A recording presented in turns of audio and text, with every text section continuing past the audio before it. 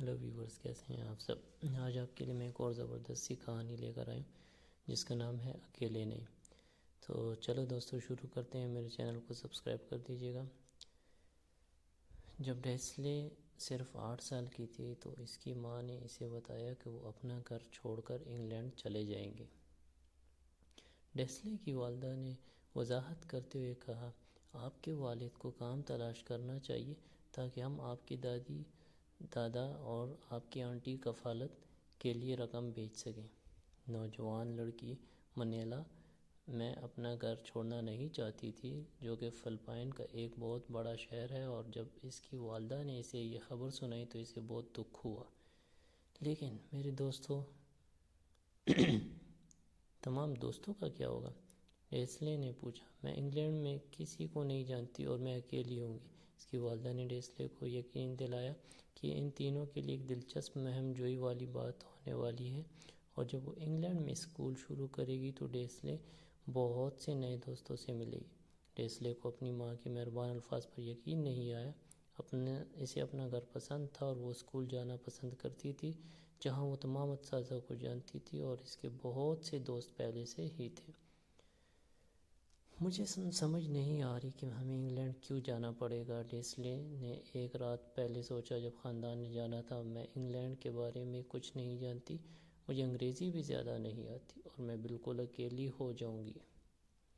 اس آخری احساس نے نوجوان لڑکی کو مزید اداس کر دیا، اور اس نے دل سے خواہش کی کہ وہ منیلا میں اپنی آنٹی یا اپنے دادا دادی کے ساتھ رہ سکے۔ سفر بہت لمبا تھا۔ ڈیسلے بڑے ہوائی جہاز اور ہوائی اڈے پر بھاگنے والے تمام لوگوں سے مغلوب تھی۔ جب خاندان آخرکار انگلینڈ پہنچا تو سب کچھ عجیب سا لگ رہا تھا، اور اسے یقین تھا کہ ہر کوئی اس کی طرف دیکھ رہا ہے۔ برمنگھم کے شہر کی عمارتیں بڑی اور سرمئی تھیں، اور ڈیسلے کو گھر جیسا بالکل بھی محسوس نہیں ہوتا تھا۔ پہلا مہینہ اچانک گزر گیا جب خاندان کو رہنے کے لیے گھر مل گیا، اور ڈیسلے کے والد کام کی تلاش میں باہر گئے تاکہ وہ فلپائن میں باقی خاندان کو پیسے بھیج سکیں۔ نوجوان لڑکی بہت اکیلی تھی، اور اگرچہ اس کی ماں اس کے ساتھ کھیل کھیلتی تھی اور اسے ادھر ادھر گھمانے کے لیے باہر لے جاتی تھی، ڈیسلے اپنے دوستوں کو بہت یاد کرتی تھی اور یہ محسوس کرنے میں اپنے آپ کو نہیں روک سکتی تھی کہ وہ نئے شہر میں بالکل اکیلی ہے۔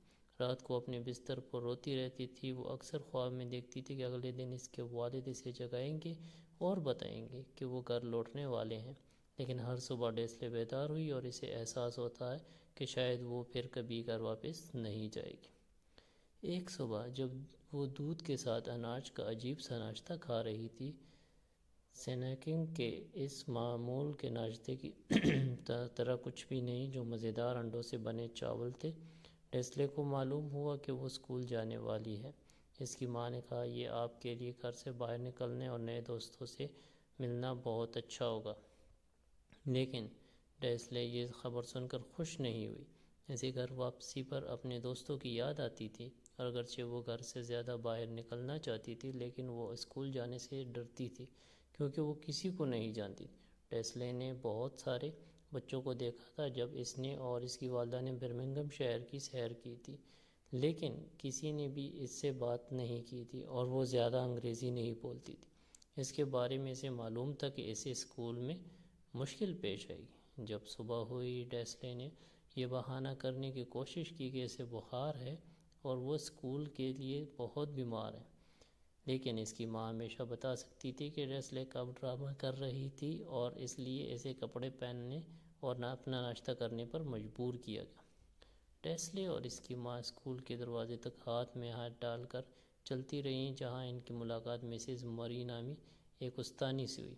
استانی بہت ملنسار تھی، اور اس نے ڈیسلے کا اسکول میں خیر مقدم کیا اور اس کی والدہ کو بتایا کہ وہ 3 بجے دوبارہ آ کر اپنی بیٹی کو واپس لے سکتی ہے۔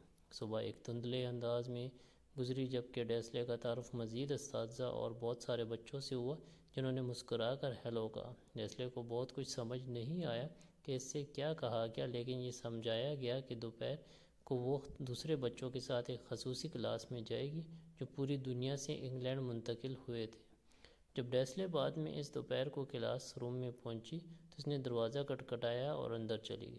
اجنبیوں سے ملنے کے اتنے لمبے دن سے وہ بہت نروس تھی اور بہت تھک بھی گئی تھی، لیکن جب وہ اندر آئی تو مسز محمود نے بڑی مسکراہٹ کے ساتھ اس کا استقبال کیا، جو پاکستان سے تھی۔ دوستانہ بنے چاول تھے۔ نہ کہا، ڈیسلے اندر آؤ، آج ہم ایک کتاب پڑھ رہے ہیں جس کا نام پس انٹو بوٹس، اور بعد میں ہم کچھ گیمز کھیلیں گے اور پینٹنگ کریں گے۔ نوجوان لڑکی نے دیکھا کہ کلاس روم میں موجود تمام بچے ایک دوسرے سے بہت مختلف تھے۔ ایک لڑکا زمبابوے سے اور 2 لڑکیاں پولینڈ سے تھیں۔ البانیہ کی ایک بڑی لڑکی تھی اور ایک لڑکا جو ڈیسلے سے بھی چھوٹا تھا، جس نے کہا کہ وہ ایران سے ہے، اور اسے حیران کرنے کی بات یہ ہے کہ کلاس روم کے پچھلے حصے میں پس ان بوٹس کی ایک کاپی ہاتھ میں پکڑے کالیا نامی ایک نوجوان لڑکی بیٹھی تھی، جو کہ فلپائن کی تھی۔ یہاں آؤ اور میرے پاس بیٹھو، کالیا نے کہا، جو ڈیسلے کی طرح حیران تھی۔ دونوں لڑکیاں فوری دوست بن گئیں، کیونکہ کالیا نے پس ان بوٹس کی کہانی کے بارے میں اور بتایا کہ انہوں نے مسز محمود کے ساتھ اپنی انگلش کو کیسے بہتر بنانا سیکھا، جو پوری دنیا کی بہترین ٹیچر تھی۔ اس دوپہر ڈیسلے نے کلاس میں ہر ایک بچے سے بات کی، اور اگرچہ وہ ہر دفعہ یہ نہیں سمجھ پاتی کہ وہ کیا کہہ رہے ہیں، لیکن وہ ایک بات یقینی طور پر جانتی تھی: تمام بچے نئی زندگی شروع کرنے کے لیے انگلینڈ آئے تھے، اور اگرچہ کچھ کبھی کسی نئی جگہ پر ہونا خوفناک ہوتا تھا جہاں آپ زبان نہیں بولتے تھے، وہاں ہمیشہ کوئی نہ کوئی آس پاس ہوتا جو مدد کرتا، اور اس سے کوئی فرق نہیں پڑتا کہ آپ دنیا میں کہاں گئے ہیں، آپ کو ہمیشہ ایک دوست ملے گا۔ ڈیسلے کو تب احساس ہوا کہ وہ کبھی تنہا نہیں ہوگی، انگلینڈ اس کا نیا گھر تھا اور وہ اس سے بہترین فائدہ اٹھا سکتی تھی یا اٹھانے والی تھی۔ تو دوستو، کیسی لگی آپ کو ہماری کہانی؟ پلیز ہمارے چینل کو سبسکرائب کریں۔ ملتے ہیں نیکسٹ کہانی میں، اپنا بہت سارا خیال رکھیں۔